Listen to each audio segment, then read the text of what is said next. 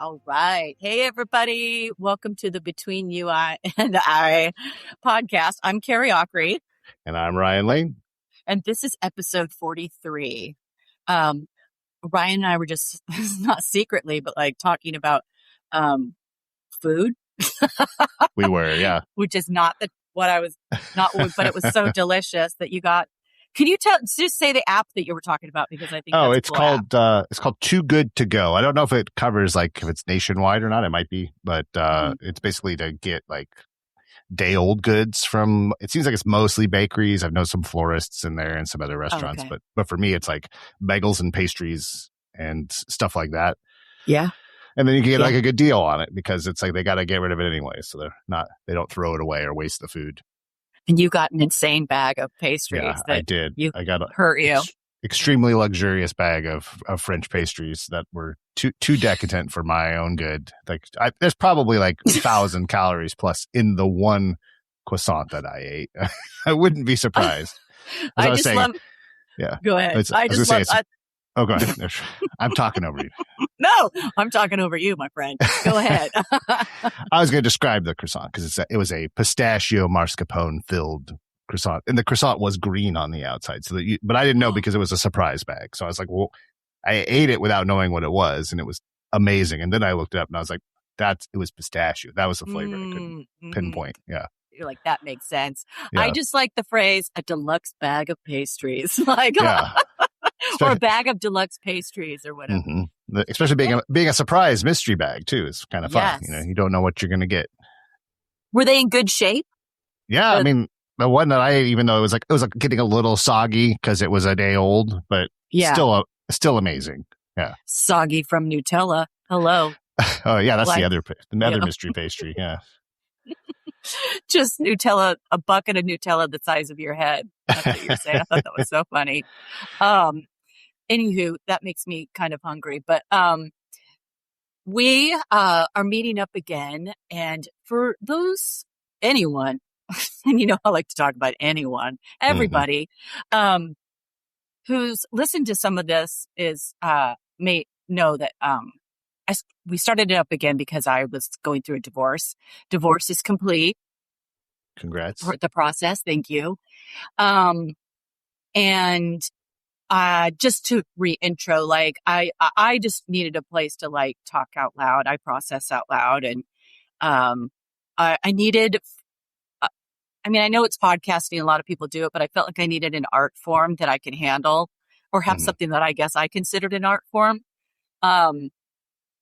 To share, and with the intent that maybe if somebody else hears what I'm saying, they need it. That's a good thing. That's what I appreciate about podcasts I'm listening to, or even certain accounts on like Instagram. I've really shut off just other social media right now, just because the world's insane and there's just there's too much. Our world right now, there's just too much access to info, and I don't think it's good for the brain. I don't think our brains were built for it. I just got done reading the book The Circle by Dave Eggers. Oh, yeah. I haven't read it, but I've heard good things about it. Yeah. Ooh, it was good. It was good, and it was familiar. The start of it, just this, I won't obviously go into all of it, but like, the start of it, I could relate to just for some of the places I've worked where she gets so lucky to get a job at this company that's really well known, and like just how the company's decorated, and they've got playrooms, and they've got, just many like tech companies. I know, yeah. I've worked for some of those places, and I've seen the decadence, yeah. In fact, I just saw a video about McLaren, not a tech company, but I guess a tech company's like HQ, and ridiculous over the top. Not to get too far off, but they have a lower pressure dining room area so that you can have a better social experience, just like you get, I guess, when you're in the air in a plane that has lower air pressure. I didn't get all the gist of it, but they reduce the air pressure so that the food tastes better and that your mind is in a better state of mind.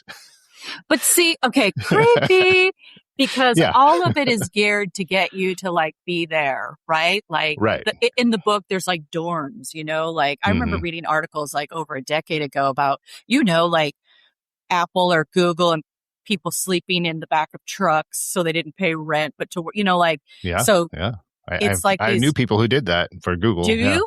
Yeah. Wow.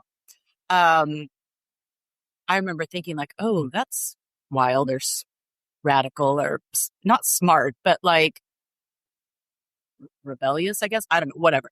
Now it's just sort of like, oh, they're effing with you. They're making it real comfortable for you.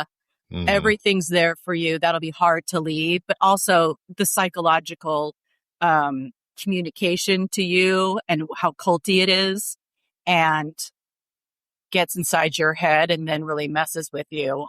Their verbiage. I felt the Gates Foundation was like that. Like when I got hired at the Gates Foundation, it was a limited time role because they do backfills like that, or they did. I don't know.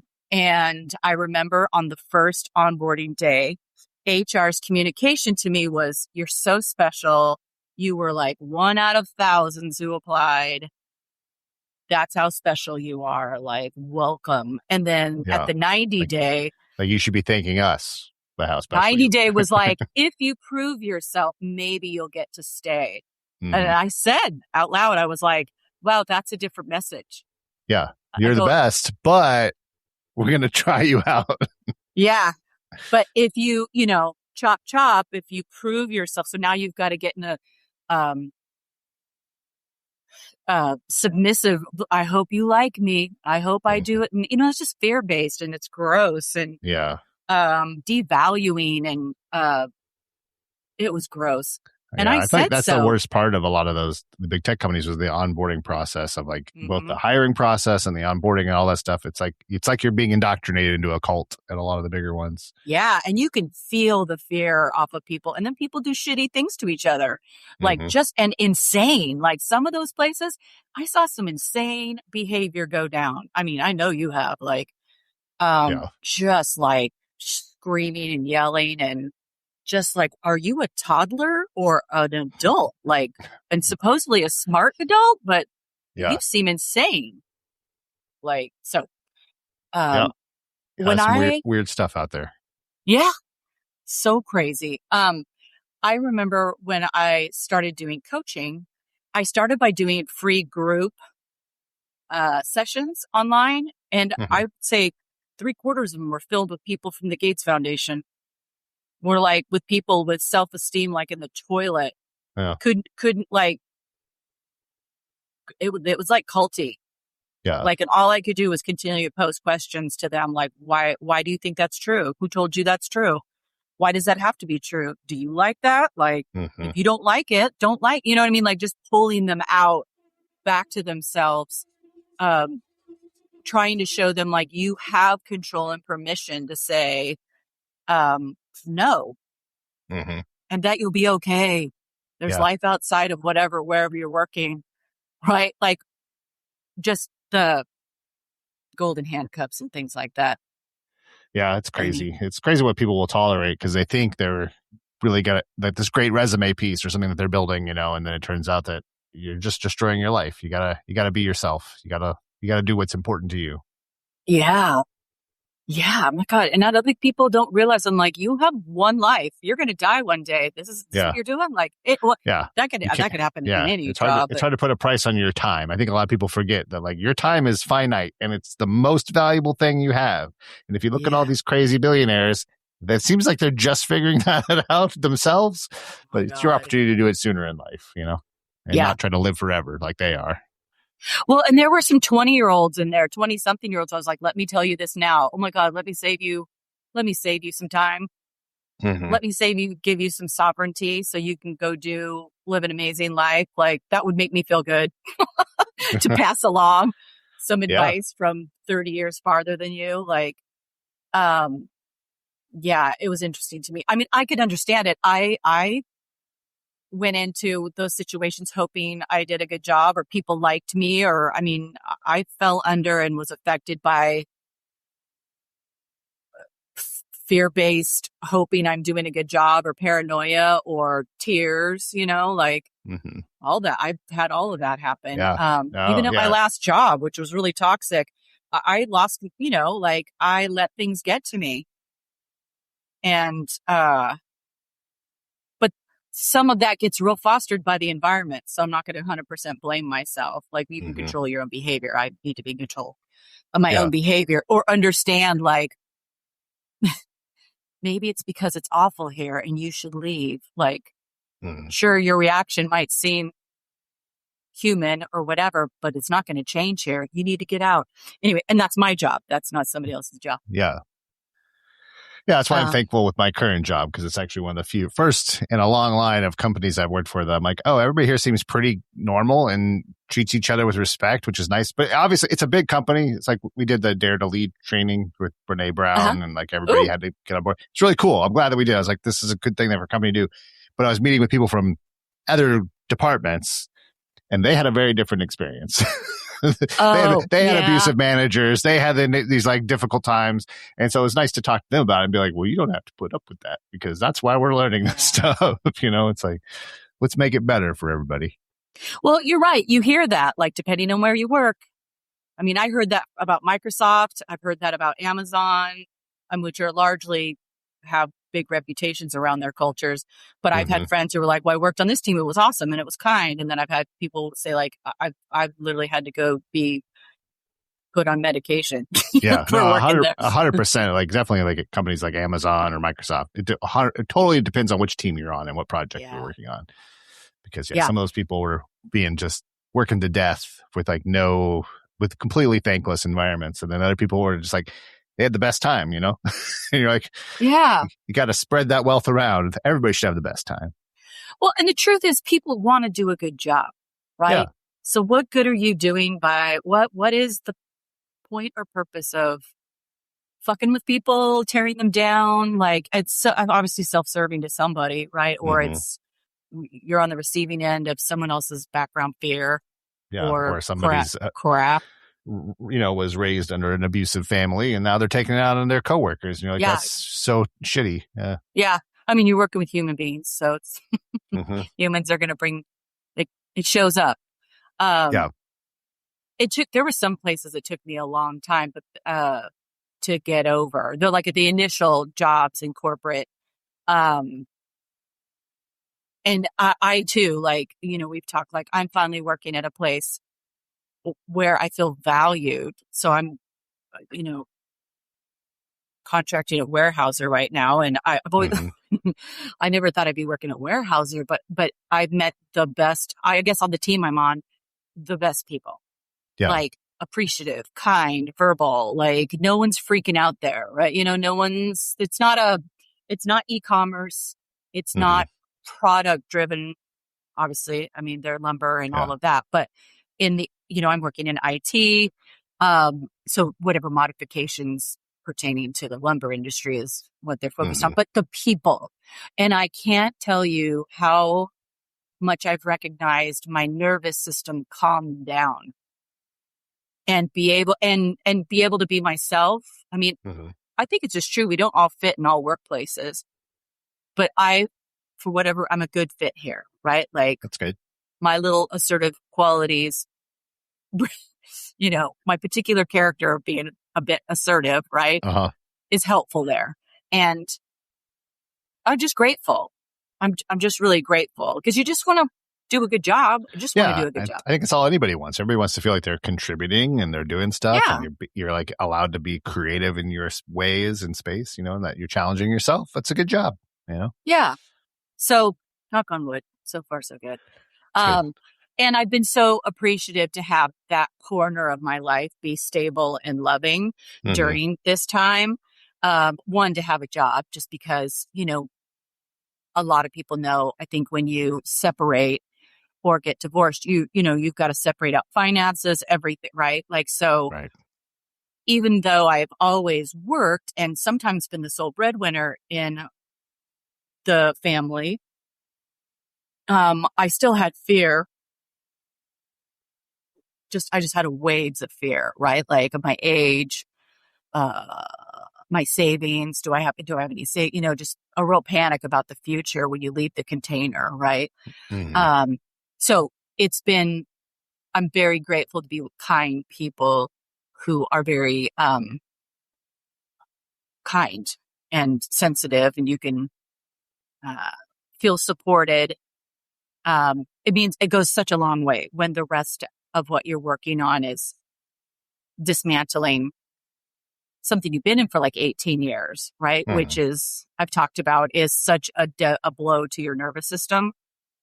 And, just I guess a reminder to people, if you're going through a massive change, or if you, be it like someone's grief from someone passing away, or you're getting divorced, or all of that, just the stages I've noticed, are, or what to do is just be okay with it, is just slow down and take good care of yourself, right? Like stop, right. Like just sit, like take care of your nervous system, number one. And that is like warm food, slow down, lavender, soft textures, hot baths, like whatever it takes. Yeah. Yeah.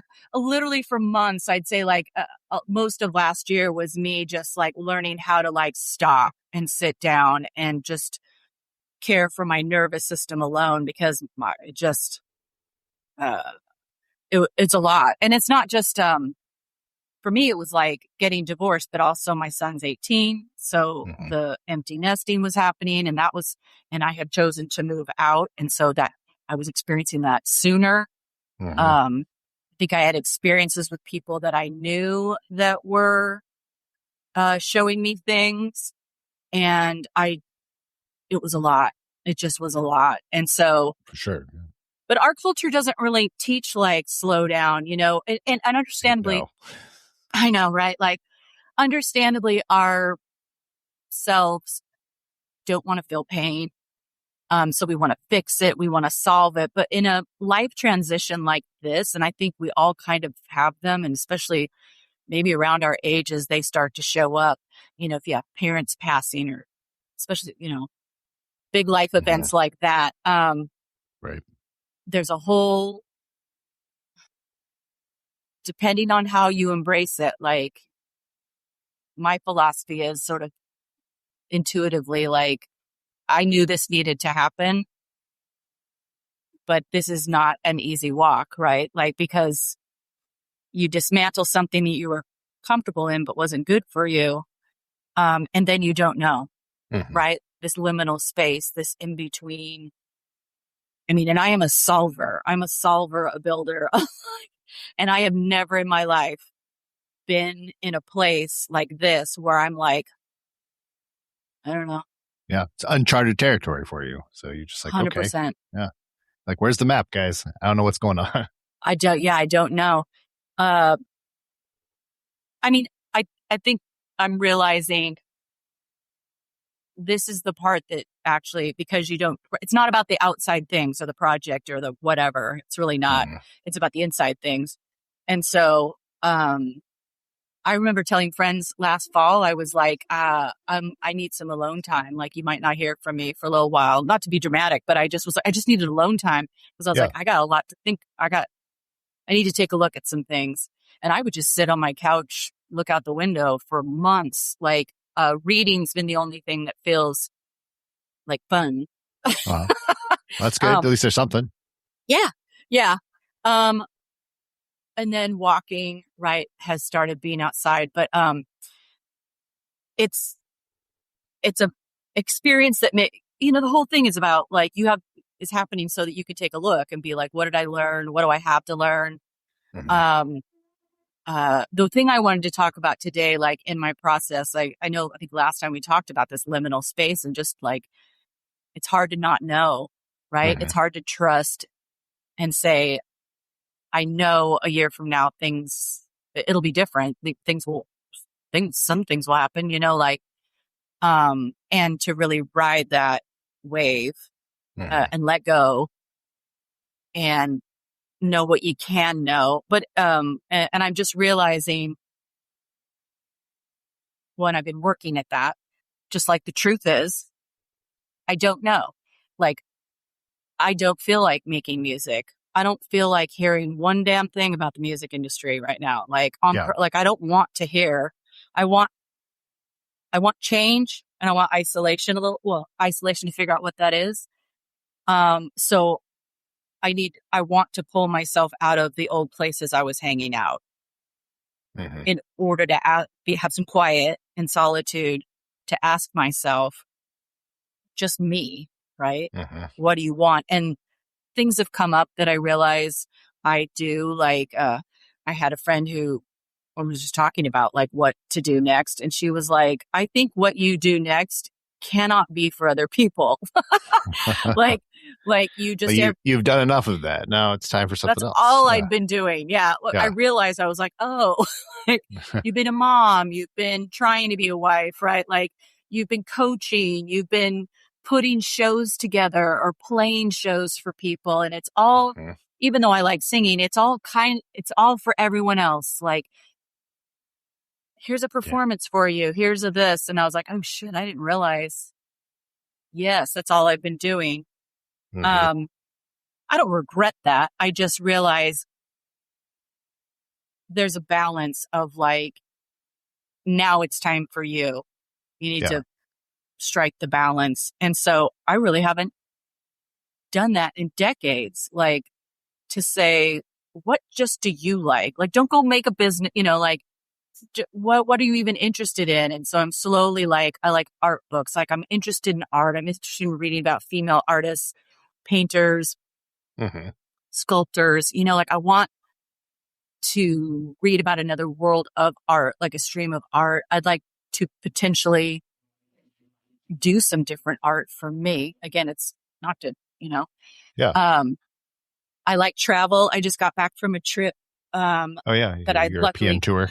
Yeah, with my son. So that was amazing, just to, for the first time, like, do something out of the routine and get out of the country. Frankly, we went to Germany and did 2 days in Paris. So, nice. Yeah. Yeah. And just like, see, like, there's a world out here. That's a good break.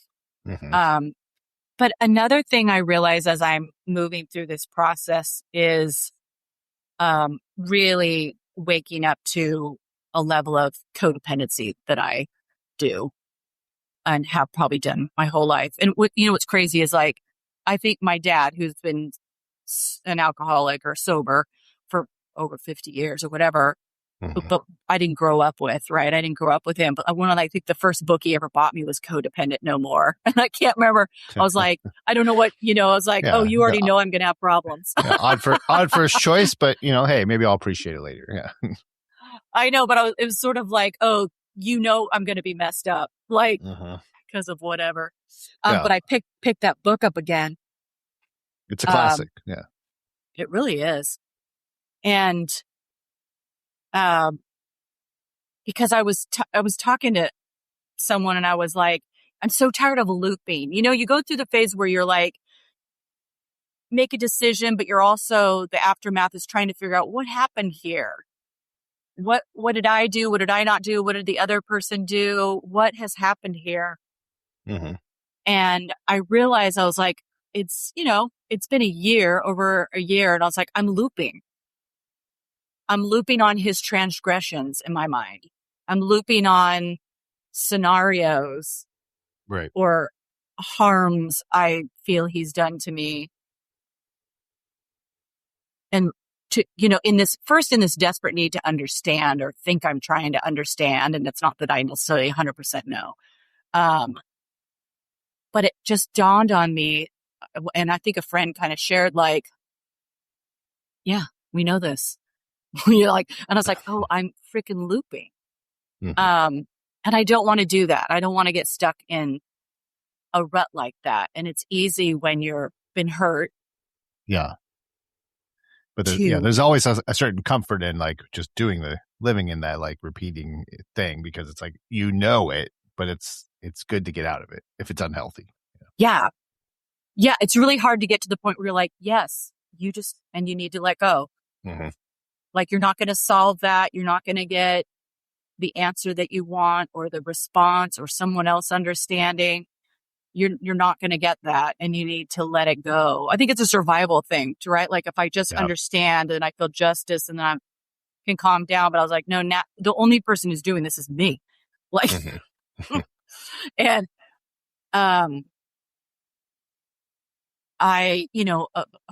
a friend of mine, who is a therapist, it's Janine Berry, just gave me this great like visual of like, it's like you're in the snow and you've created this groove in the tracks and you can't get out of the groove, right? Like you just have to start shifting your brain away from that. And part of that is not only like letting go, but forgiveness. So I've been really focused on forgiveness, forgiving myself even, because there's a lot of that in there. Like I'm so upset and scared and mad at myself because I was like, well, you married this person. You saw some things way ahead of time, ignored them. I could really do a good beating on myself of like, but I know that's pointless. So there's, it's more like you lived an experience that was a part of your life. It was something that happened. It's like there's good, there's bad with everything in life. So it's more of like, it builds on who you are, but it's like now you've been pupating and now you're ready to get out of your little cocoon and be a new you. Yeah. I like that word. What is that word? Pupating? Pupating? I think it's the right word. I don't know. I like it. And also just forgiving someone, forgiving him like this. I'm so grateful though that like my ex is pleasant. Like he is not looking to harm me. I think he wishes me well. Honestly, he is not. He's not a malignant narcissist, thank God. You know what I mean? Like that. People go through that. Yeah, I don't know how they survive that, but he is perfectly pleasant. He is it's co-working on some things and helping, co-parent. And I'm very grateful for that. And the rest is not mine. Or what I think is the rest, right? Like that's not mine to solve, to know, to handle. And this is what led me, like I cracked open Codependent No More. And I swear to God, the first couple of chapters, I was like, oh no. Just the examples. And I know I have friends out there who are like, well, no, duh, Carrie, we've seen that. Like, I don't know. Or if I were talking to family members, they'd be like, yep. Like,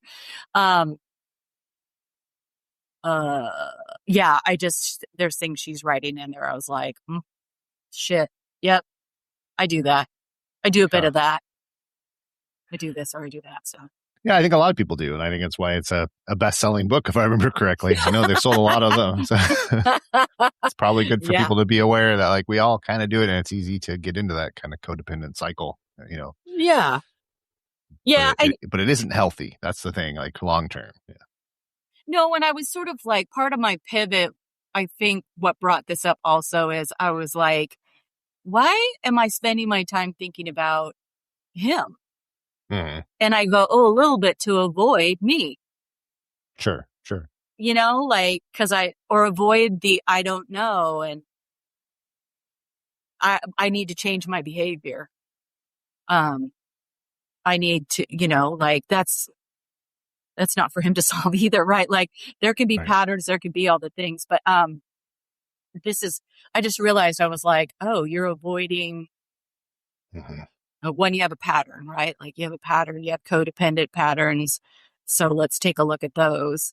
But I just got really worried about not being able to move forward. I felt like a real wall recently where I was like, how do I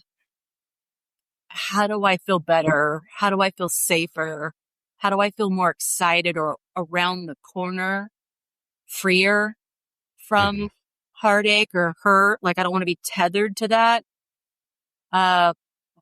Also with the understanding that like healing takes a while. So trying to say that without beating myself up and knowing like it takes, an 18-year marriage is nothing. No, it's a lot of time that your life was that way and now it's not. So now you have to take those into account.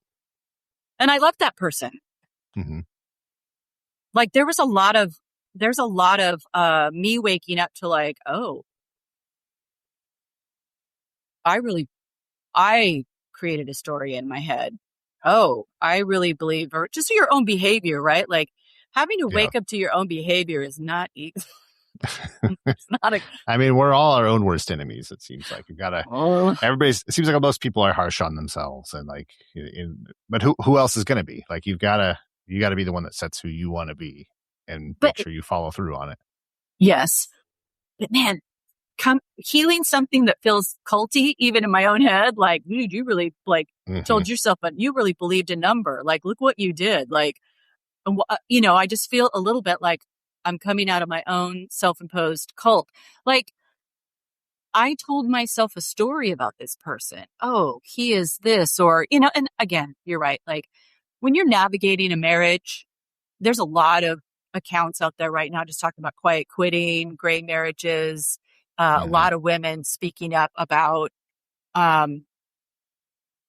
waking up to like, oh, I'm handling everything and I'm not getting help even if I ask for it, or I'm being, like all kinds of things. Because I think it's an evolution moment, right? Like in roles and upbringing, and it's not all done, right? Obviously, no, unfortunately, I know.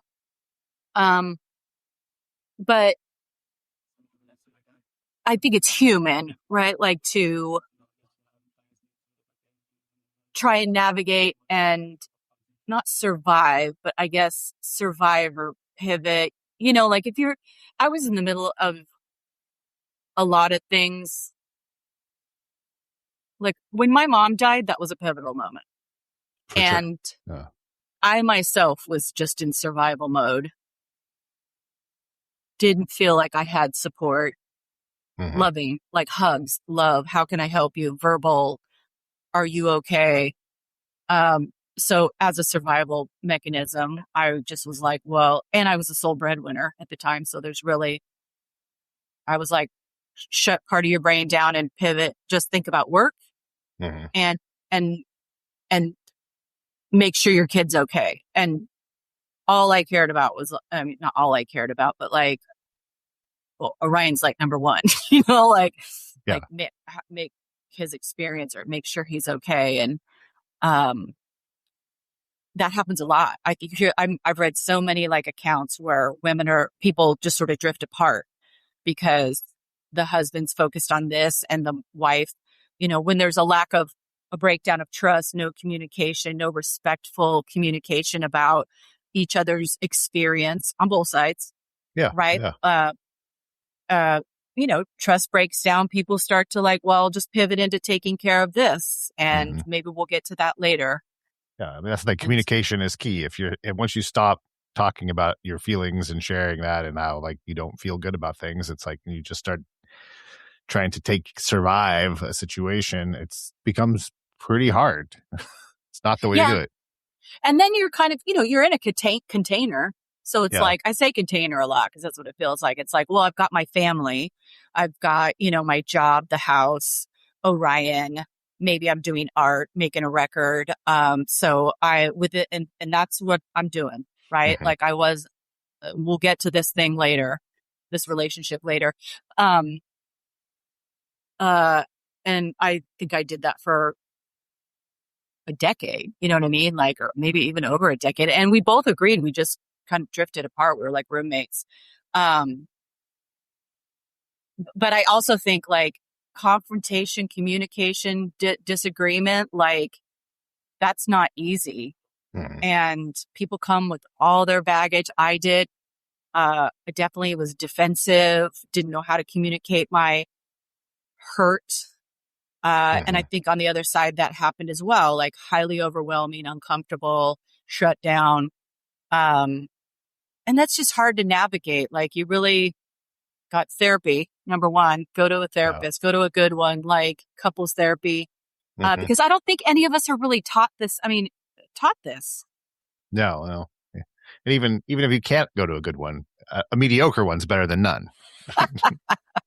Go to anybody, grab a person off the street. Exactly. Sit here and listen to us. Tell us what you hear. Yeah. But I think that happens. I think that's not, I have a lot of compassion for both of us for having that be hard. But when you stop, right? Like if people give up and they really start, that's the beginning of the end. And so I think that it started a long time ago, but that's why I guess I appreciate that's this, we could go into it. We could like drag up, old hurts. I know I can like hurts and harms and things like that. But I think at this point, I'm more grateful that we aren't like the kind of couple that's being brutal in front of our son. You know what I mean? Like we're pleasant. We're good. Like that's true. Yeah. I don't wish him harm in any way. I wish him happiness. And, I want Orion to be okay. We both want Orion to be okay. Which is good. Yeah. At least, I mean, it's nice that you guys have like agreement on a lot of the things now now that you're apart. So it's like, that's good that you can like, the kid is important. His life is important. Yeah. I think it's hard, when we were traveling, he and I had some conversations and it's hard because you don't want to, he's 18, so he's sort of, and he's 18. So I'm like, he's his own self at that point. Yeah. And he feels sad and he wishes like, hey, what about this? What about that? I know it's too late, but, which crushes my heart. And I'm like, and I was as honest as I could be without like, I'm not dragging his dad through I'm not doing any of that. Yeah. I don't think that's right. And that's not helpful. Like, kids know, even when they're little, they see and they know everything. Yeah. Like, my parents have got this effed up relationship. They know, Right. And when we told him, he was like, yeah, I kind of figured. I mean, we were living like roommates, I think. But in that, I'm just sort of like, oh, did you know? Because you never saw us hug, right? You didn't see affection. You didn't see us hanging out. You didn't see, Yeah. You can see any of the normal relationship type of things you would expect to see. Yeah, which makes me sad. Like I have guilt. Like, that I was watching Rosebud Baker. She's a comedian and she has a special on Netflix and she's had one. And she talks about when she had her kid realizing like, oh my God, I'm responsible for like your life path and the shape of your life, like whatever, like how she's like, oh my God, terrifying. And we feel that. Like, I feel the like guilt of like, I wish I could have given you a different experience with parents. But there's no point. I mean, there's no point in that. I think we're doing real good. Like, being it seems kind like and pleasant. That's the hardest thing to be as a parent, is to be the best parent, because nobody really knows what that is. I think it's subjective and it's different to everybody. Even to like your child, they might have a different expectation of what perfect would be.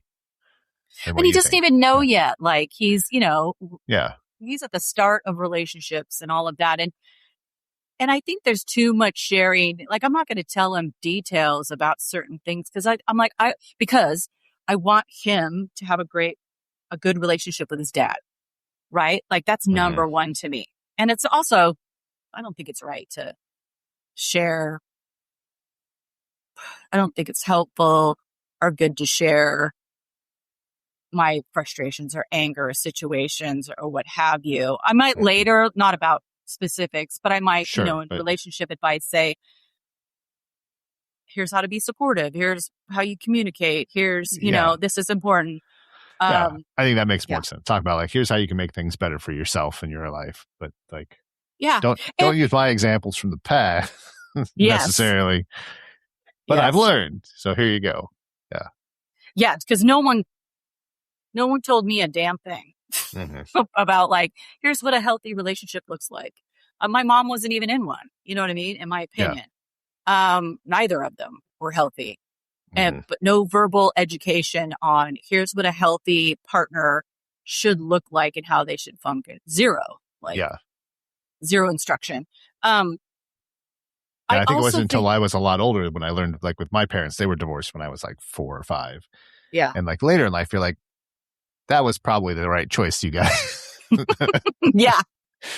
Yes. As kids get older too, like I think he'll see like one, how hard that was to make a decision like that, but that it was right. And I mean, he has said that like, no, I think it's, but he'll know more why when he has his own experiences.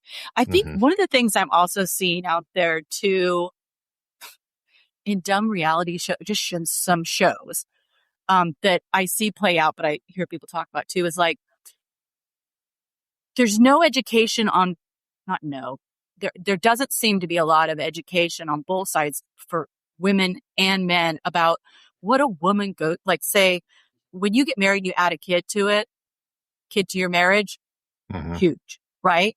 But there is such a lack of like understanding. I'm going to focus on the woman, like an understanding of what happens to a woman when you get pregnant, develop a person inside your body, then push that body out of your hips. You know what I mean? Like the postpartum potential depression, like then you make that person, you feed that person, like you're wiped out. You could have postpartum depression, which ranges and you're numb, right? You're like, I'm a feeder, I'm a what, and the last thing you think you are is sexy. Like my lower parts have been ripped apart. I feel fat. I've got somebody on my boob. If you do that, you know what I mean? Like the last thing, and I see so many like, and I know there's shows where, and I experienced this that was like, yeah, but why aren't we having sex? You know, or like, I really, you know, and I understand someone wanting that.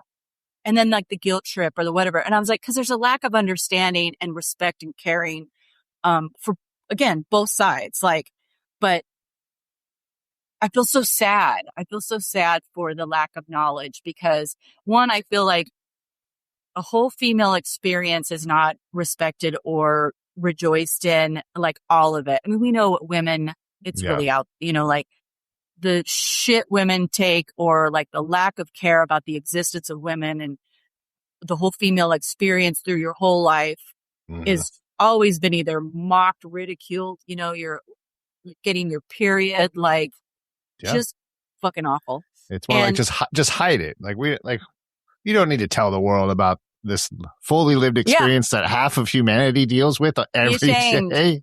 Yeah, like, oh, you're one. I mean, I just think about, I'm going to rage a little bit, but it's sort of like you're born, you get your period. That's shameful. Hide it. People will mock you. But now you're getting to an age where some pedophile wants to like have sex with you. So you got to watch out for that.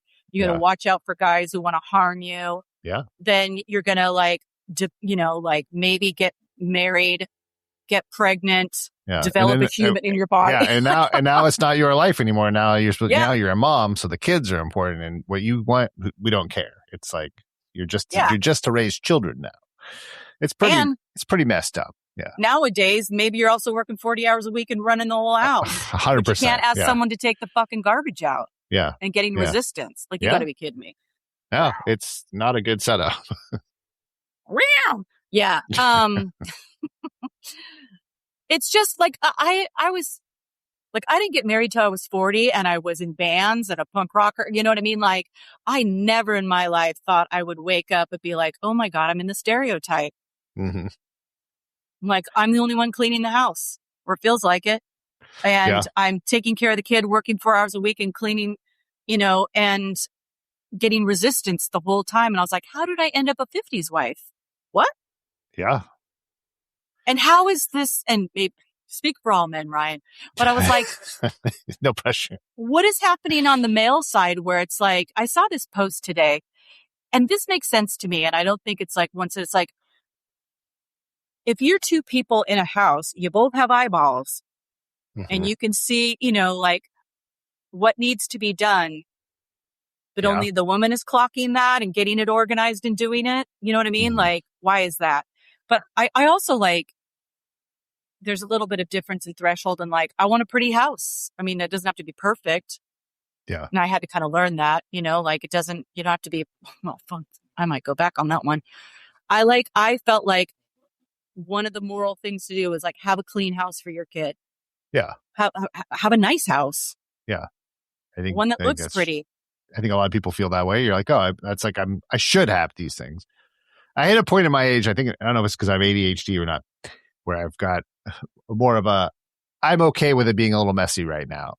Sure. Kind of thing. And like, and that was hard for me though, because like, I don't like that, but it's like at the same time, and, you know, and with raising a child and stuff and just being like, it's okay. Totally. The home will be presentable. If you're having friends over, it's fine. Don't worry. But it's like, same time, I'm like, we don't need to kill yourself over trying to do everything, No, you're totally right. And I did have to learn that lesson. But I also had a moment where I was like, well, if I had some help, it wouldn't be such a burden.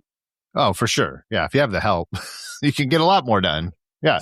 I had to hire that help. Yeah. Same. I mean, that's the beauty of a relationship is like, it's a partnership. You're working together. That's what you're signing up for. But then you're like, oh, it looks like that's not the case, for a lot of these. Yeah. And part of me was like, what is this? Like, I don't think I'm asking for a lot, but I'm being made to feel like I'm a real a-hole and a nag. I'm like, that really, I was like, wow, I am a stereotype. I'm a nag. I'm bugging you. I'm a pain in the ass. Like, I'm just asking you to take the garbage out. Like, what the hell? Which seems perfectly reasonable. The big problem is that you shouldn't even have to ask. And that's the thing is because then when you're asking, somebody's like, well, I don't want to be asked, like, ugh, now you're making me do stuff. But it's like, well, why didn't you just do it? It's full. Take it out. We for both Christ's own sakes. this house. We both own the house. We both own the house. Like, did you not want a house? Go pop a tent. Like I don't know. Yeah. It was baffling to me. Like, I could never figure out, like, I don't think I'm am I a problem? Like, it was really maddening and it was really hurtful. It really hurt. I saw this other post a long time ago, and this is an old post because this is what's said to you too. Like, oh, you're being so mean or whatever. I remember I've seen this post where this guy's like, why you're being so mean? Why won't you be nice to me? And this wife goes, oh, I think I've been real nice to you. I cleaned the house yesterday, fed the kid, put the kid back to bed. I fucked you. I got up in the morning, like had more sex with you, got up, made breakfast and cleaned the kitchen. I think I've been really fucking nice to you. Yeah. Sounds like a good setup. And he's like, whoa. And I was like, right there. I was like, hello. Sorry, I'm really swearing up a storm. Are we going to have a problem? I'll have to put the flag on the episode. Put the flag on it. But just that, you know what I mean? Like, but just to say, like, why aren't you being nice to me? I'm like, she is. She's taking care of everything. Above and beyond. And you. Did she have an orgasm? I doubt it. Yeah. It's like, you're not a child. It's like, and it's like the relationship isn't that that the woman should be the mom to their partner. That's not healthy. Everybody. I know. Yeah. And ultimately it just makes me sad because people just want partners. Yeah. And there is the hard work to do. No one's trying to like lax or, you just want a partner who's like, we chose to do this. Like this requires some things. What, just made me sad too. I was like, oh, what is this? What is this? Yeah. Because like it shouldn't be like when anybody in a relationship has to start policing the other person, it starts to become unhealthy. I feel like there's no way to, like, you've got to not get into that mindset of where you're like, I'm having to remind you to do the basic things. Like, why? Yeah. Why do I have to remind you? Yeah. And even in communication, I just want to say, like, that could be, but again, I'm going to back this up with, like, you have to have trust too, right? Like, you have to build trust, maintain trust. So, even, if you have a good trust, you could say, like, I absolutely am going to do that. I'm going to do it at 6, just communicate together, right? Like, it's supposed to just get defensive. Like, just say, like, I'm on it, or, I was going to do it at 6, and then everybody be cool, right? Like, it doesn't have to be a fight. And the person can be like, oh, great, thanks, sorry. But just, I don't want to feel like a criminal because I've had to ask. Now I'm paired. It's the way people start to separate. Like, and that's the thing for sure. Yeah. Yeah. Like the response to that situation matters a lot too. Like when you say, like with like the trash example, you're like, you remind somebody like, oh, don't forget to take the trash out. And if they're like, oh yeah, I already have that on my to-do list, I'll get to it later. As opposed to like, stop nagging me. It's like, those are choices to like how you want to handle that kind of situation. You're like, you got it. I mean, I'm on it. I'm going to do it. Or even being like, explaining back, like, I don't like it when you ask me to do this. It's like a healthier response is always what you want. Yeah. Yeah. Some engagement. Because the minute, not the minute, but like over time, if someone feels like they can't come to you, they stop coming to you. And that's the beginning. Yeah. I mean, it's the beginning of like, I don't feel like I think I've said that. I was like, I don't bother to ask for anything anymore. I get resistance most all the time. And I started to stop. Yeah, exactly. I mean, you wouldn't want somebody to be like upset at you every time you come to them. So of course you're going to stop coming for stuff. Yeah, and I don't want to have to yell at someone to get them to respect. That's not a life I want to live. No. that's not who I am. Like, yeah. I mean, there's probably some people that like that, but yeah. Some people, I know some people like that and people up too, but I was like, I don't want to live like that. I don't have to yell at my partner to get them to like, I don't know, partner, like whatever. It's again, like,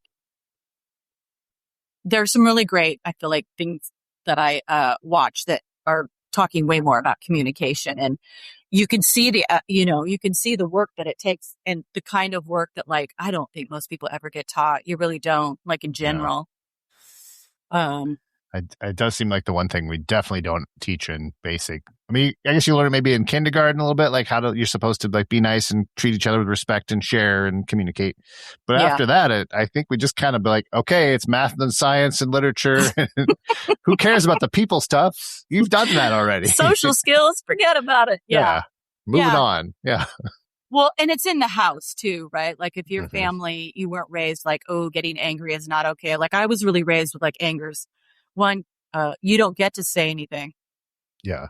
You don't get to call anything out. You don't get to say anything. So I didn't really have that muscle. I'm sure I have band members who were like, yeah, you had, like, I thank God for music, frankly, because for some reason I felt free there. But our family was, no, you don't get angry, like tisk tisk. You don't get to say anything because that's disrespectful.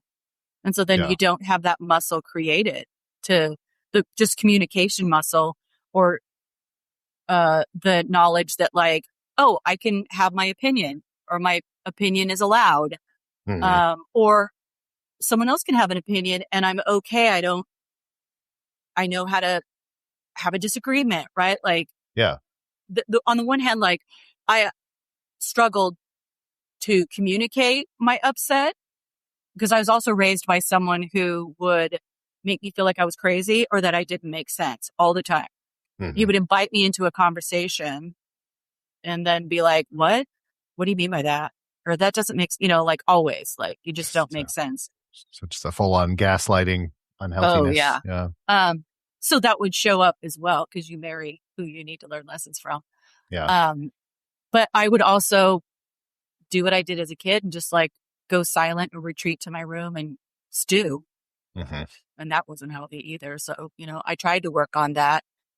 I think I got a little better at that, but again, then you try and circle back around and say, like, hey, should we give this a try?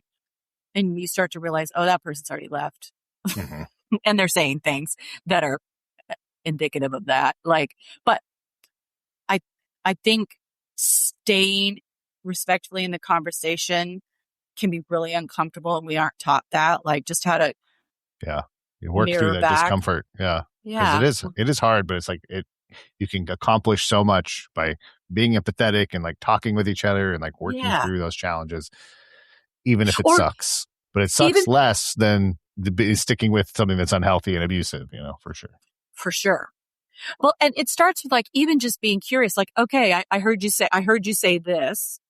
Can you tell me more about that? Like, because I would make assumptions. I would just go right to the worst, like, assumption as my defensiveness. Like, he's trying to mess me over. And I don't think that was true. Like, I don't know that he was even cognizant of what he was doing. But my scenario in my head would be like, he's fucking me over. Like, I had a real defensiveness.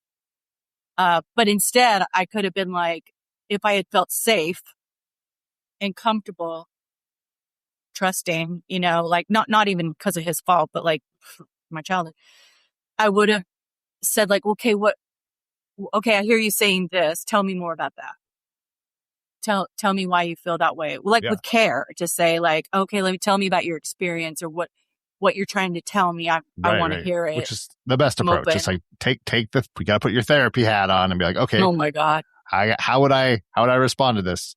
Like, tell me more about how you feel about this. You got to just keep extrapolating that until you get everybody calmed down. Everybody's can talk openly about stuff. Because don't you think, like, it's so true? Like, you could say one thing and two people perceive it completely different ways.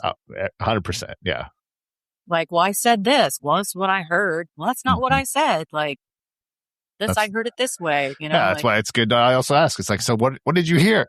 What did you hear me say? Like, let's talk about what you think I'm talking about, Yeah. I think it's the whole thing. It's like getting people to be good at communicating with each other and vulnerable and sharing is so important. And so important. So as a man, I feel like it's not something I learned until I was in my 40s that like, I can talk openly with my guy friends about the struggles in my life. And you're like, this opens up everything. I mean, I guess there was a few when I was younger. I had a few like normal friends who were good about that stuff, even in high school. So I guess I underappreciated how cool they were at the time. Yeah. Do you think that's true? Like for men don't, again, generalizing. I hate generalizing, but I think it's gotten better over the years. Like from my generation into like the newer generations, I think the newer generations are better at it. Yeah. You think so? But there's not perfect, obviously. Yeah. Mm-hmm. Yeah. There's some doozies out there. Like, anyways, both I've seen but I feel, do you feel like men also like are taught to shut their emotions down? I know I was. Not share them. Yeah. I mean, even my own grandfather, and not a fond childhood memory, but being spanked and then being told that if I don't stop crying, he's going to spank me more. And you're just like, okay, well, I'm a child and I'm crying. Wow. So the whole thing of like, don't be emotional. Otherwise that's bad. Yes. Took a long time to get over that. Yeah. Let me learn how to disassociate. That's a great trait you're teaching exactly. me. That's what we want you to do. We don't want you to be outspoken or vulnerable or emotional. It's like, just be in line, follow, do this stuff. I think that's true for a lot of men. I think that sucks for men. Because we're human beings. We have, we're human beings. We have a range of emotions. Those emotions are there for a reason. They tell you things. They're not just out of control reactions that make you irresponsible or out of control. They tell you things. They're indicators. Even if it's like, hey, I just didn't like what you said, whether I'm right or wrong. Like that rubbed me the wrong way, or I perceived it as that, it tells you something as long as or you need to ask the question, or you're not okay with that, or that was whatever, It's so complicated.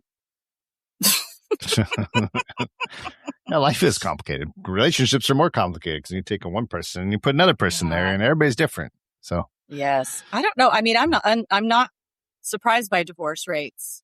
Yeah, I think it's really hard. I think being married is one of the hardest things ever. That's why the Republicans want to get rid of divorce, which will result in more husbands getting killed again. Which I don't know. Maybe we shouldn't do that. Or wives. I mean, isn't the percentile higher, like for women getting killed by men? Yeah, probably. Not that I'm in a competition or anything. I'm just getting killed. It's awful for anybody. That's a stupid thing to say. I remember even the first year calling my mom going, this is the dumbest thing I've ever done. I hate this. Because, it just, when you get with a partner, they bring up your stuff. Yeah. Right. Yeah. So I just was like, ugh, this is hard. So I appreciate seeing examples of couples though that work at it, because it gives me inspiration, and I'm a partner person. The truth is I want a partner. I think a lot of people would like to have a partner. I mean, some people definitely want to be solo, but there's a majority of people like to have a person, Yeah. Yeah. But I think I have, yes. I realize though, I have had a lifelong pattern of mine in terms of how I meet someone or who I'm choosing. And now I'm changing that, because I want a mature, healthy relationship. Which I know that bar is way too high, Carrie. That's all I want. That's all I want. I do write like what I would like. Like I just, when I want someone more my age, I want someone who's had experiences like me. So who wants to talk, who likes to, has that wisdom. I love funny, kind of patient, someone who's mature, right? Who could partner, right? Who understands all these things and walk through life together and build things. And want someone who wants to travel. But mostly, really, and I think we all want this. You and I talked about this, is like, I want someone who loves me, who sees me and says, I love you. And I feel lucky to know you. I'm happy, I want you. I like you and I love you. You know what I mean? Me as a person. I think everybody wants that. Yeah. I mean, I think it would make everybody's lives better if they had that, for sure. Yeah. And just to support, celebrate you. Like, I feel like I've spent a lot of time with people who were either intimidated, right? Like having done music or, things like that. Someone who's not intimidated by that. Who's like, hell yeah, girl, go get it. Like, how can I help you? Like, or support you? That would be miraculous in my world. I would love that. Yeah. I would love just to be cherished. I think everybody wants to feel loved and cherished. So. I agree. I think that's what everybody really needs. It's like just somebody who they can rely on, is there for them, supportive. I mean, come on. It seems like it should be doable. Yeah. Come on. I had a friend of mine tell me about her kind of passage through a final relationship that had taught her a lot, and a lot of these similar lessons and all of that. And I really appreciated that she was like dead set on just figuring out who she was and being 100% herself. Like if someone couldn't hang with 100% of me, then off you go. I wish you well. But just she was committed to really being her full self. Like, these are the things I think. This is what I'm, whatever. And that, I just really kept that with me. I really appreciate that. Yeah, I think that's key too. It's like you shouldn't have to sacrifice a lot to just be with somebody else. It's like you got to be yourself still. Unless you're really unhealthy. In that case, maybe. I love hiding shit. Yeah, exactly. Well, I just think there were parts of myself that I didn't share, that I was like, but that's who you are, like, why aren't you sharing, talking about it? Yeah, exactly. Nothing to really be ashamed of. You got to share. The more you share, the more you understand. It's crazy how that works. Yeah. I know. That's some crazy notion. Okay. Well, look, another light episode. Woo. Yeah, it's an easy one. Oh my God. Well, thank you for talking with me. I hope everybody is surviving, happy. I'm wishing everybody joy and comfort. If you're in the middle of something, please be nice to yourself. Take it easy, sit down, warm blankies. You're not crazy. This takes a while. And just sending a lot of love to everybody. But thank you, Ryan, also for chatting with me. Well, thank you, Carrie. Hopefully hopefully we're helping people out there. I hope so. That would be lovely. All right, everyone. We'll talk to you again soon. Bye. All right. Bye.